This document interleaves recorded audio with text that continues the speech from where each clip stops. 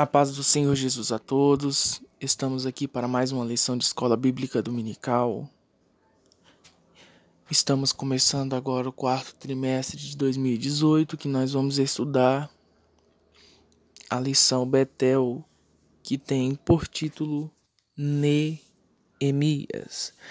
Toda esta lição ela vai abordar características, a história, fatos, acontecimentos, o panorama todo no geral que aconteceu dentro do livro de Neemias.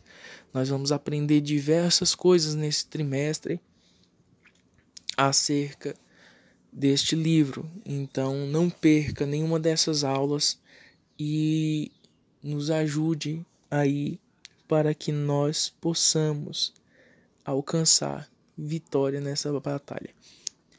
Desde já eu já quero pedir perdão a cada um dos inscritos, das pessoas que visualizam, que assistem os vídeos do nosso canal, porque era para me ter publicado esta lição antes, só que eu não tive acesso até agora, na verdade, à revista de Escola Bíblica Dominical. Nós tivemos um pequeno problema com a transportadora que estava trazendo as revistas para a nossa congregação.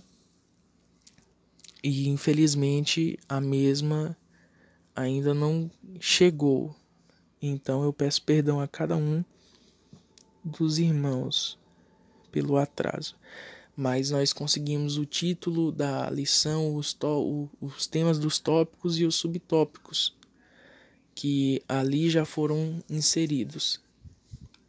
Então, por meio disso e com base em outra revista de escola dominical, da CPAD do ano de 2011, nós vamos trazer um embasamento, um panorama sobre o livro de Neemias. O que estava acontecendo ali? Nós vamos aprender acerca do livro de Neemias. E a lição de número 1 tem por título Neemias, um homem dedicado na obra de Deus.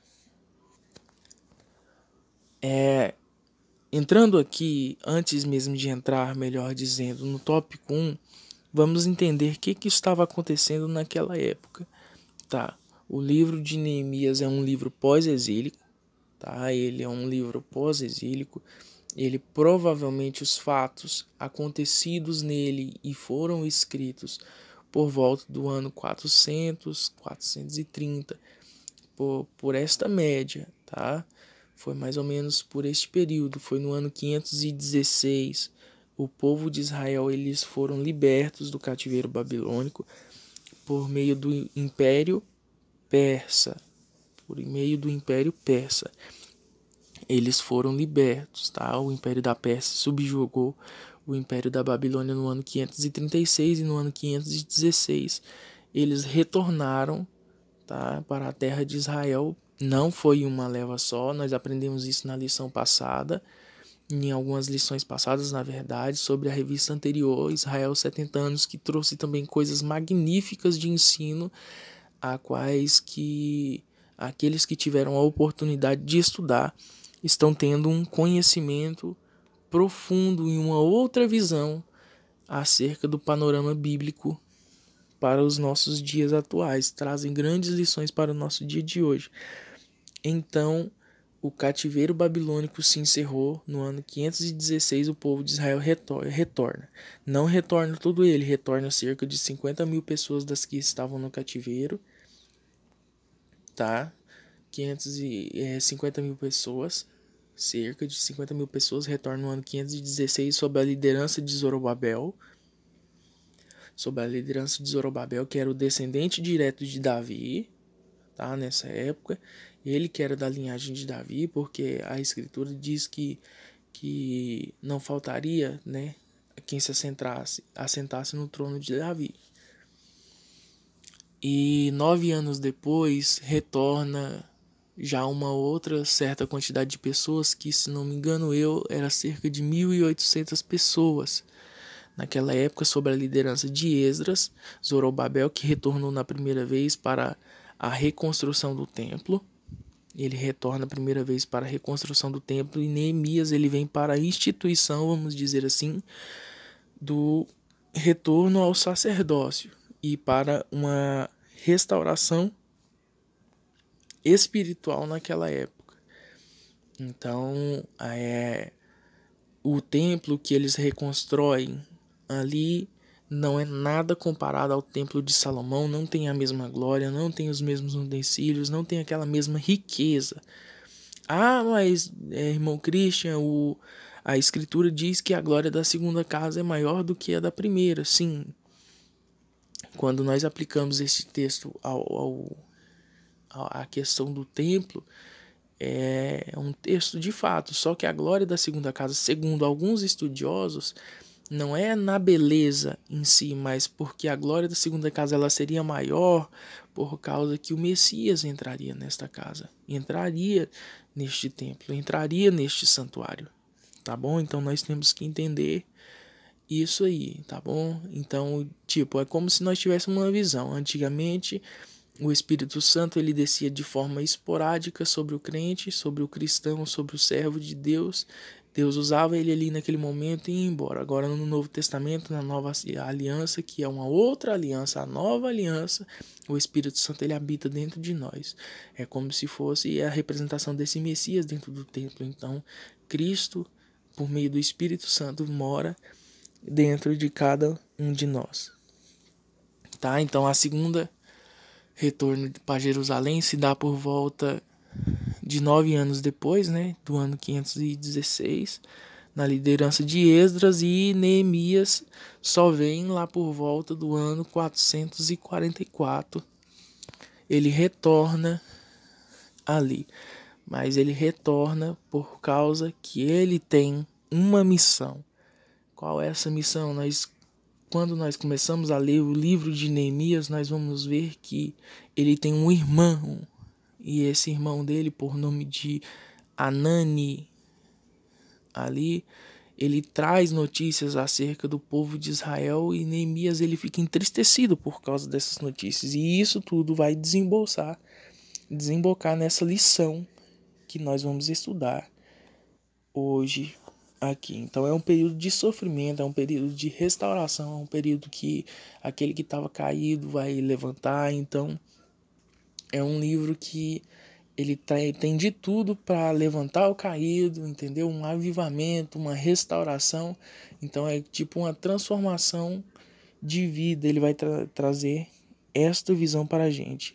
O livro de Neemias ele é muito usado porque por questões de liderança. A maioria das pessoas que tratam no livro de Neemias tratam por um tema mais centralizado em liderança, porque Neemias ele foi um excelente líder que ali direcionou todo aquele processo de reconstrução dos muros de Jerusalém. Amém? Então vamos entrar aqui no tópico 1. No tópico 1 vai dizer que 1.1 vai dizer que ele não esquece as suas origens. No tópico 2 vai falar de um homem comprometido, e no tópico 1.3 um homem em constante vigilância. No tópico 1 é quando a gente para observar os acontecimentos, que ele não esquece as suas origens. Neemias ele não nasceu em Jerusalém. Provavelmente acredita-se que Neemias tenha nascido no meio do cativeiro, especificamente, se não me engano eu, na terra de Suzã. Neemias tenha nascido na terra de Suzã. E ali ele foi criado, mas por meio daqueles mais antigos no cativeiro, que traziam as histórias, as memórias, que tinham a lembrança da cidade de Jerusalém, ele tinha aquele desejo patriota de conhecer a sua terra. E quando ele tem esta notícia que o povo ele já pode retornar para a sua terra, e Anani, que é o seu irmão, vai lá ver como é que estava esse povo e traz essas notícias para ele, nós vamos ver que ele poderia simplesmente ignorar e deixar de se preocupar com o seu povo, né? E e com os que restaram do cativeiro. Mas Anani chega para ele e fala que a cidade está destruída, que as portas foram queimadas e os que restaram vivos do cativeiro agora estavam em uma grande miséria. Então Neemias, ele era copeiro do rei. Ele era copeiro do rei. Ele relata isso no último verso do capítulo 1 do seu livro. E ele poderia, pela sua posição ali, ele simplesmente ignorar aquilo. Ele simplesmente poderia ignorar e deixar de se preocupar. Mas ele resolve se preocupar pela sua nação, pelo seu povo. E quando ele percebe o status que o seu povo estava vivendo, a situação que o seu povo estava vivendo, ele faz uma oração a Deus. Ele começa a sentir diversas coisas. Ele se preocupa. Ele abriu mão das suas regalias para ajudar um próximo. E ele pergunta, né, entrando aqui no tópico 2, como que estão os que retornaram do cativeiro? E o seu irmão responde, ele que fala assim, que as portas estão queimadas, os muros de Jerusalém, a cidade está toda destruída e os que restaram estão em constante miséria. E ele faz uma oração neste capítulo 1, que quando nós paramos para observar, peço a todos que, quando forem expor essa primeira lição, leiam o capítulo 1 de Neemias, porque essa oração dele traz grandes revelações para a nossa vida. Ele traz grandes revelações a qual ele se coloca num estado, ele se caracteriza como sendo um dos principais pecadores. No tópico 1.3 vai falar que ele era um homem que vivia em constante vigilância. Neemias, ele estava em uma posição estratégica. Como assim? Neemias, ele era copeiro do rei. Ele era copeiro do rei Artaxerxes daquela época. E por ele ser copeiro do rei, logicamente ele tinha uma certa confiança. Aliás, ele provava os alimentos antes que o alimento chegasse ao rei. O rei via ele comendo, esperava ali um tempo para ver se a comida não estava envenenada. Ou seja, ele era alguém de confiança do rei. Ele sabia que somente o Senhor poderia solucionar o seu problema. Então ele faz o quê? Ele vai buscar a Deus. Ele vai orar a Deus. E quando a gente para observar isso, a gente vê que Neemias, antes de tomar qualquer atitude, ele fica orando por 4 meses. 4 meses é o período que ele usa ali para buscar ao Senhor. E entrando aqui no tópico 2, nós vamos dizer que as Neemias e as suas reflexões, reações reflexivas. Ele teve uma reação que foi sentar-se, né? A segunda foi chorar e a terceira foi lamentar. Muitos cristãos erram ao não saberem se posicionar diante das adversidades. Ele tomou uma posição diante daquela adversidade. O que? Ele ficou quieto no seu canto? Não. Ele foi enfrentar a adversidade. Ele foi enfrentar a adversidade, só que primeiro ele tinha que o quê? Pensar, montar uma estratégia, porque as coisas não são feitas o quê? Pela emoção. Porque muitas das vezes a gente vai agir pela emoção, a gente acaba fazendo coisa errada. A gente acaba fazendo coisa que não deve. A gente acaba machucando alguém. A gente acaba fazendo um monte de coisas, um bocado de coisas que a gente não deveria ter feito. Depois o que só vem as consequências. Então ele sabia a sua posição, então ele senta ali e ele ora a Deus. Aí ele vai chorar. E o choro ele traz momentos de introspecção, né? Então é uma reflexão dentro de si mesmo para pensar o que ele está fazendo. Traz grandes reflexões, a qual junto com a palavra e a oração nos traz a lucidez, né? Há quem diga que os nossos olhos, eles são o quê? A janela da alma. A janela da alma. E quando essas lágrimas desse choro, dessas lamentações descem sobre o olho de Neemias, os seus olhos ficam embaçados. E é como uma chuva que cai em um determinado dia, a gente tenta contemplar a paisagem lá fora, mas fica embaçado. Por quê? Por causa da quantidade de água. E assim era Neemias. Então esse momento dele, ele tirou para tirar esses momentos de reflexão e então traz esses momentos de introspecção. O que será que eu estou fazendo da minha vida? Então no momento da adversidade a gente nunca pode tomar uma atitude de cara, a gente tem que tomar o quê? Cuidado, a gente tem que buscar de Deus. Neemias orou 4 meses antes de tomar uma atitude. 4 meses.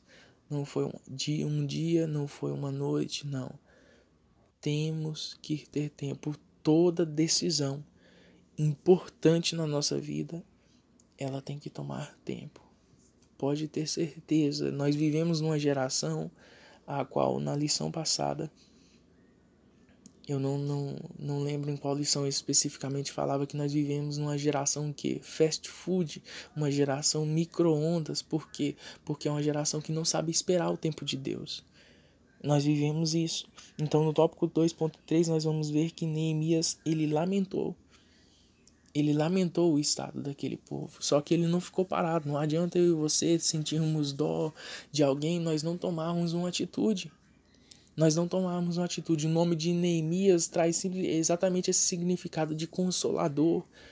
Não adianta você perguntar, ele perguntou como é que o seu povo estava, como é que estava a cidade, como é que estava o lugar, e o lugar estava todo destruído. Não adianta nada você perguntar a uma pessoa se está tudo bem e você virar as costas antes mesmo da pessoa dar a resposta. Não adianta, não resolve o problema. É a mesma coisa de você perguntar e simplesmente o que? Não estou nem aí para isso. Se você pergunta, você tem que ter tempo para ouvir, você tem que estar disposto a se colocar para ajudar e resolver o problema da determinada pessoa. No tópico 3, nós vamos falar Neemias e as suas reações dinâmicas.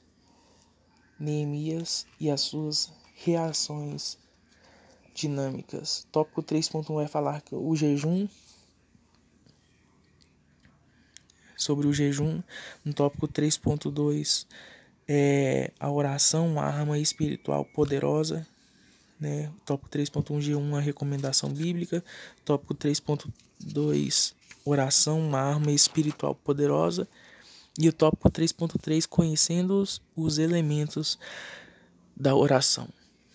No tópico 3.1 nós vamos falar sobre jejum, uma recomendação bíblica. Então, Neemias, né? Toda decisão importante nós temos que buscar de Deus. E nós temos que buscar o quê? Por meio da palavra, seja por meio do jejum, nós temos que buscar, né? Jesus, antes dele dar início ao seu ministério, ele jejuou, ele buscou de Deus, e ele foi tentado por Satanás. Moisés, quando esteve com Deus no monte, ele jejuou 40 dias e 40 noites. Elias também tirou o período de jejum, Daniel jejuou 21 dias. Então nós vemos que diversas pessoas na Bíblia tomaram o jejum como um meio de vida. Porque por meio do jejum você está dizendo a sua carne, matando os desejos da sua carne e dando lugar ao Espírito. Antigamente o povo judeu, eles jejuavam uma vez por ano. Ao passar do tempo, eles passaram a jejuar 3 vezes no ano. E cada vez isso se passou a ser uma coisa mais constantes no povo de Deus. Acabava que nas épocas de Jesus o povo pecava aqui e tirava grandes jejuns nos dias seguintes para o quê? Para os olhos, eles são o quê? A janela da alma. E quando essas lágrimas desse choro, dessas lamentações descem sobre o olho de Neemias, os seus olhos ficam embaçados. E é como uma chuva que cai em um determinado dia, a gente tenta contemplar a paisagem lá fora, mas fica embaçado. Por quê? Por causa da quantidade de água. E assim era Neemias. Então esse momento dele, ele tirou para tirar esses momentos de reflexão, e então traz esses momentos de introspecção. O que será que eu estou fazendo da minha vida? Então no momento da adversidade a gente nunca pode tomar uma atitude de cara, a gente tem que tomar o quê? Cuidado, a gente tem que buscar de Deus. Neemias orou 4 meses antes de tomar uma atitude. 4 meses. Não foi um dia, não foi uma noite, não. Temos que ter tempo. Toda decisão importante na nossa vida, ela tem que tomar tempo. Pode ter certeza, nós vivemos numa geração a qual, na lição passada, eu não lembro em qual lição especificamente falava que nós vivemos numa geração que fast food, uma geração micro-ondas. Por quê? Porque é uma geração que não sabe esperar o tempo de Deus. Nós vivemos isso. Então no tópico 2.3 nós vamos ver que Neemias, ele lamentou o estado daquele povo. Só que ele não ficou parado. Não adianta eu e você sentirmos dó de alguém, nós não tomarmos uma atitude. O nome de Neemias traz exatamente esse significado de consolador. Não adianta você perguntar. Ele perguntou como é que o seu povo estava, como é que estava a cidade, como é que estava o lugar, e o lugar estava todo destruído. Não adianta nada você perguntar a uma pessoa se está tudo bem e você virar as costas antes mesmo da pessoa dar a resposta. Não adianta, não resolve o problema. É a mesma coisa de você perguntar e simplesmente o que? Não tô nem aí para isso. Se você pergunta, você tem que ter tempo para ouvir, você tem que estar disposto a se colocar para ajudar e resolver o problema da determinada pessoa. No tópico 3, nós vamos falar Neemias e as suas reações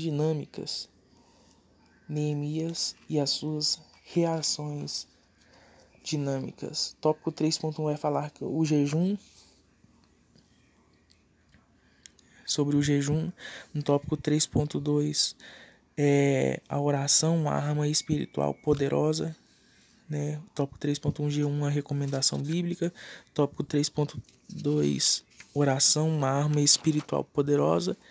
E o tópico 3.3 conhecendo os elementos da oração. No tópico 3.1 nós vamos falar sobre jejum, uma recomendação bíblica. Então, Neemias, né? Toda decisão importante, nós temos que buscar de Deus. E nós temos que buscar o quê? Por meio da palavra, seja por meio do jejum. Nós temos que buscar, né? Jesus, antes dele dar início ao seu ministério, ele jejuou. Ele buscou de Deus. Ele foi tentado por Satanás. Moisés, quando esteve com Deus no monte, ele jejuou 40 dias e 40 noites. Elias também tirou o período de jejum. Daniel jejuou 21 dias. Então nós vemos que diversas pessoas na Bíblia tomaram o jejum como um meio de vida. Porque por meio do jejum você está dizendo a sua carne, matando os desejos da sua carne e dando lugar ao Espírito. Antigamente o povo judeu, eles jejuavam uma vez por ano. Ao passar do tempo, eles passaram a jejuar 3 vezes no ano. E cada vez isso se passou a ser uma coisa mais constantes no povo de Deus. Acabava que nas épocas de Jesus o povo pecava aqui e tirava grandes jejuns nos dias seguintes para o quê? Para pedir perdão pelo seu pecado, e Deus ele passou até a não aceitar mais. Por causa que o povo pecava, ia lá e achava que jejuar ia resolver tudo. Por quê? Porque ele pecava aqui, jejuava amanhã e no outro dia tornava a fazer de novo. Mas o livro de Isaías, ele vai nos falar que o jejum, Na verdade, é muito melhor quando ele é o quê? Feito que em obediência. Deus ele se agrada muito mais em obediência do que em jejum. Em obediência do que jejum. Olha só o que diz Isaías capítulo 58, versículo 4, 5 e 6. Eis que para contendas e debates jejuais para dardes punhadas impiamente, não jejueis como hoje para fazer a vossa voz no alto. Seria este o jejum que eu escolheria? Que o homem um dia se aflija a sua alma, que incline a cabeça como o junco e estenda debaixo de si um pano de saco grosseiro e cinza? Chamarias tu isso jejum e dia aprazível ao Senhor? Porventura não é este o jejum que eu escolhi? Que solte as ligaduras da impiedade, que desfaças as ataduras do jugo, e que deixes livros quebrantados, e que despedaces todo o jugo? Porventura não é também que repartas o teu pão com o faminto e recolhas em casa os pobres desterrados? E vendo-o nu, cubras e não os escondas daquele que é da tua carne. Então romperá a tua luz como a alva, e com a cura apressadamente brotará. E a tua justiça irá diante da tua face, e a glória do Senhor será a tua retaguarda. Então clamarás ao Senhor e te responderá, gritarás e ele dirá, eis-me aqui. Acontecerá isso e te tirarás do meio de ti o jugo e o estender do dedo ao falar vaidade. Então, Isaías, no capítulo 58, a partir do verso de número 4, ele nos dá a entender que o cumprimento da lei, a obediência a Deus, esse seria o jejum agradável a Deus. Porque obedecer é bem melhor do que sacrificar. É muito melhor. No tópico 3.2 vai falar sobre a oração, a arma espiritual poderosa. Grandes profetas de Deus, grandes homens de Deus, sempre tiveram a oração como a base da sua vida. Sempre tiveram a oração como a base da sua vida. Jesus Cristo, mesmo em seu ministério terreno, como homem, ele ora ao Pai em João capítulo 17. Ele faz a sua oração sacerdotal. Nós temos ali em Marcos capítulo 1 e verso 35, Jesus acordando bem cedo, ainda escuro, e ele se retira a um lugar oculto para ali orar. Nós temos diversos textos e passagens de pessoas que tiram períodos de oração porque ela é uma arma espiritual poderosa. Porque é uma arma espiritual poderosa. Então, quando nós compreendermos que isso é fundamental para a nossa vida espiritual, nós vamos alcançar o melhor de Deus. Quer saber o que Deus quer? Ore e medite na palavra. Os diáconos, no capítulo 7 de Atos dos Apóstolos, se não me engano quando é instituído ali o diaconato, eles falam assim: nós, porém, nos dedicaremos à oração e ao ministério da palavra. Então nós vamos ver que homens que fizeram a diferença em seu tempo tiveram a oração como base da sua vida. E que antes de executar as suas estratégias e os seus planos, executarem os seus planos, eles consultam a Deus. Então, se nós talvez consultássemos a Deus, procurássemos a Deus qual seria a sua vontade para a nossa vida, se nós tivéssemos uma oração como de fato um meio de vida, talvez muitos fracassos da nossa vida seriam o quê? Impedidos. Por quê? Porque nós saberíamos o que Deus quer. Nós saberíamos o que Deus quer. No tópico 3.3 vai falar sobre conhecendo os elementos da oração. A oração em 5 partes, principalmente, é o que frisa o tópico 3. A primeira parte da oração ela tem que ter louvor. Na segunda parte seria ação de graças. Na terceira, arrependimento. Na quarta, nós poderíamos fazer as nossas petições. E o quinto, o compromisso de cumprir tudo aquilo que nós nos colocarmos na presença de Deus para fazermos. Só que muitos de nós simplesmente fazemos a partir do número 4 da oração. Nós fazemos pedir, porque nós tomamos como base aquele versículo: pedir e dar-se-vos-á, buscar e achareis, bater e abrir-se-vos-á. Porque todo aquele que pede recebe, o que busca encontra, e o que bate abrir-se-lhe-á. Porque vós que sois pais, sabeis dar boas dádivas aos vossos filhos, quanto mais o vosso Pai Celestial dará àqueles que lhe o pedirem. Então nós tomamos muito base no quê? Em simplesmente pedir do que agradecer a Deus pelo pão de cada dia que Ele tem nos dado. Louvor por causa que Ele é grande na nossa vida e tem nos proporcionado grandes coisas. Porque Ele é santo. Jesus Cristo mesmo nos ensinou a orar. Ele começa exaltando o Pai. Pai nosso que estás no céu, santificado seja o teu nome. Então ele começa louvando a Deus. Então nós temos que aprender a orar, a voltar a orar, tá bom? Então fica aí essa reflexão bíblica, esse panorama bíblico do livro de Neemias, a lição de número 1.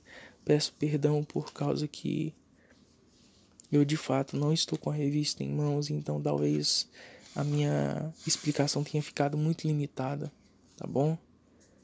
E que Deus em Cristo abençoe a cada um dos irmãos, no nome santo de Jesus. Amém? E até uma próxima.